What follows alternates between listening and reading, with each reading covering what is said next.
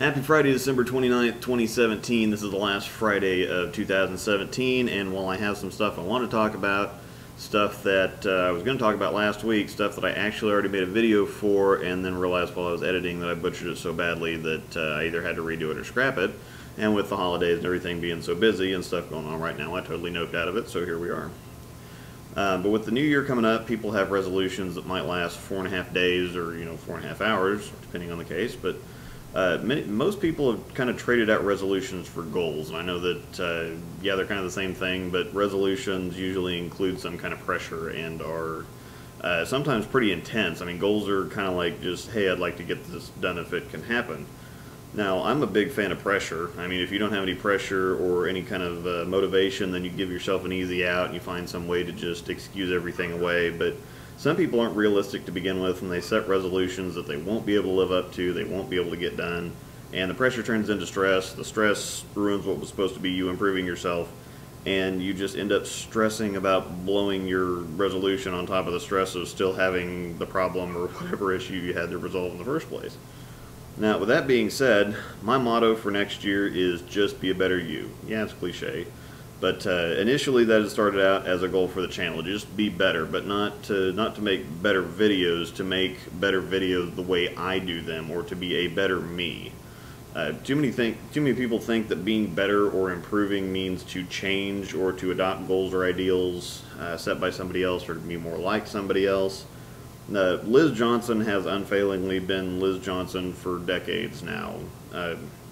Instead of caving to pressure or seeing the game kind of move away from the style or what she's done best and try to chase it or develop a power game, she's just gotten better at what she does. I mean, none of that stuff seems to faze her. Being better also doesn't mean always improving. I mean, maybe you're the type of person who just stays busy and has trouble disconnecting. I know I used to have problems with that. Maybe you just need to be better at relaxing or just forgetting about the work or the business and giving yourself a chance to kind of recharge. I mean, that's one of the top 10 things that successful people do. They know when to take a break because you at 100% are better and more efficient. Some people think that's just a sign of weakness, or you need to constantly push through things, and sometimes you have to do that, but if the goal is doing something and doing it well, you in code red condition trying to struggle through something just to get it done is the majority of the time a really bad idea that just ends up with it taking longer, being more poorly done, and you're still tired and worn out at the end of everything. So work smart, not hard is the saying, and sometimes working hard is working smart, but most of the time it's not. And the point is being smart enough to know the difference, because it should be about what's best for the outcome or the end result, not being a frickin' show off or trying to make people marvel at your drive and determination or something. So you also have to decide to be a better you for you, not to impress or appease somebody else. If you don't take care of yourself, you won't be any good to anybody else to begin with. Some people see that as selfishness, or if you're constantly working on yourself instead of spending that time on others, then you're just a narcissist or something. Now, I like to ask people like that, okay, so why do you sleep at night instead of using that 8 hours to help somebody else? Or why do you eat when other people are starving when you can just take your food and give it to somebody that is hungry? And they'll kind of give you a puzzled expression, because those are pretty obviously ignorant questions. We all need sleep, we all need food. But when it comes to the intangibles like stress and other things that you just have to take somebody's word for, that you don't really see, people tend not to listen or understand if they can't see some kind of physical representation of what you're talking about or how you're feeling. This is when you have to be objective, because too many people do take advantage of that. That's why people have become distrustful. But you want to be the type of person that if you were to really say that you felt bad enough that you couldn't do something, then people will understand it must be really bad because of how typically dependable you are. Maybe we can look at this from a different direction. Take LeBron James, for example. A superstar basketball player, makes a crap load of money. Now, what if he just spent all his time doing community service and helping other people instead of getting good at basketball? Yeah, sure, he could have helped a lot of people and their lives would have been better for it, but he put the work into himself with the point of getting himself into a position where he's now able to help a lot of people. He and his foundation have actually donated millions to help kids get educations. And he can make a lot more of a difference now because of putting the work into being better and being more successful. And putting in work also teaches you a lot. It teaches you that most of the things that make you want to use your success to give back in the first place, too many people are just trying to push this be happy with yourself and accept yourself nonsense. I mean, we can all be better. You don't change the world by forcing everybody else to change so that you can just keep happening the same way that you feel like happening every day. You change the world by changing yourself, because we can all only truly change ourselves. Life isn't going to get better. This country, this world isn't going to get better if it's not going to magically change if we all just kind of devote our lives to going our own way and just following our emotions 24/7. That's really faulty and flawed logic.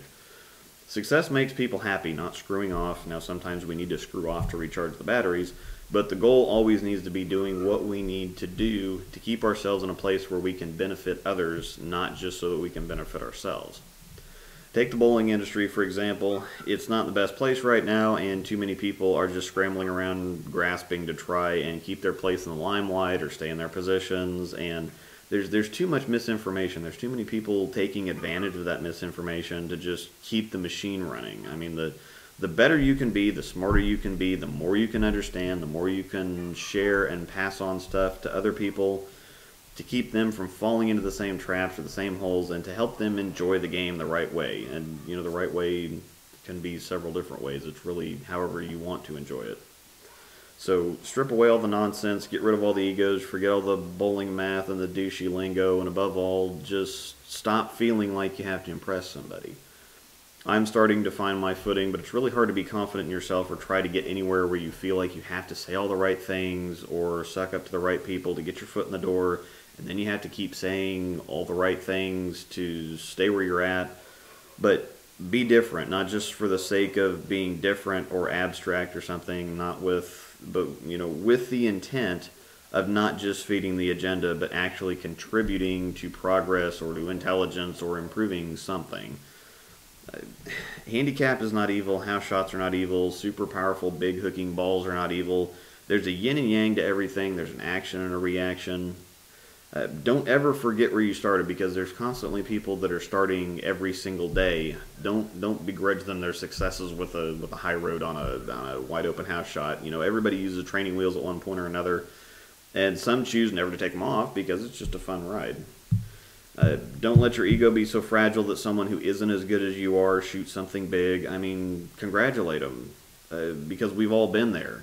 You have to start somewhere, and the most ridiculous thing that I've ever encountered is the idea that just because you throw a round, heavy object at some lighter, weird-shaped objects better than somebody else does means that you're a better person than them or something. I mean, yeah, I'm not too bad at it. I've got more rings than I've got fingers and toes to put them on, but I guarantee that every single one of you watching right now are better at something else than I am, and you know, most of you might even be better at bowling than I am in the first place. But the point is, some of you are better golfers, some of you are better cooks, some are better electricians.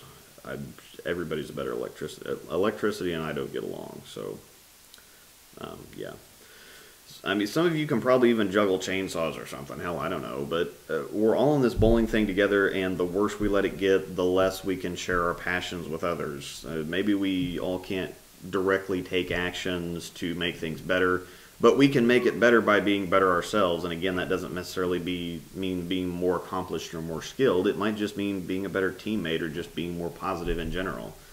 I mean, there's things that piss me off all the time. I mean, I'm a bowler, so being pissy's in my blood, but it's all with the intent of making things better. But negativity usually all just comes across the same. It's just negativity, whether it's just piss and vinegar or whether you're just mad at something because something's wrong and upsets you and you want to fix it or change it so that it can be better. But yelling or throwing a fit about something is counterproductive the vast majority of the time, and that's something that I'm still continuing to learn or get a handle on myself. Positivity is contagious, though. It lifts you up. Negativity just drags you down. I still yell at people on video games because they suck and I want to win, and their sucking is screwing me over. But all that really does is ruin everyone else's time who may not be concerned with winning or losing, or they might even be trying, but they're just not very good yet. So they don't want to listen to some doucher rant and rave the whole game. And bowling could use less douchers, so don't be one. That'll wrap it up this week. I'll get back to talking some bowling-specific stuff next Friday, but I thought some motivational speaking would be a good way to end the year right and get ready for the next one. I should have the Hypercell Fuse and Hustle HYB videos up next Friday-ish as well, and I mentioned on Facebook, but look for a special New Year's video at 12:05 a.m. New Year's Day. That's what I've got it scheduled for, so, I mean, Central Time anyway, so right after the ball drops in the Central Zone somewhere. Might be a little bit earlier, a little bit later for some of you, but it'll be a lot of fun, and it won't be controversial at all. So, thanks for watching. We'll see you next year. Ba-dum-tis. Cliche, yak yak. Also a fun little thing is, some of you may have noticed, but I had some Easter eggs in this video. There's a lot of old Storm, not a lot of old, but just a lot of Storm and Roto Grip bowling ball names that I kind of worked in there, and one of them's actually kind of a dig around and see how many you can find. It might be kind of fun. There's one that I actually mentioned twice that's an old and that is an older one that may not exactly come to mind right away, so I'm interested to see what everybody finds there. But anyway, thanks for watching. We'll see you on the next one.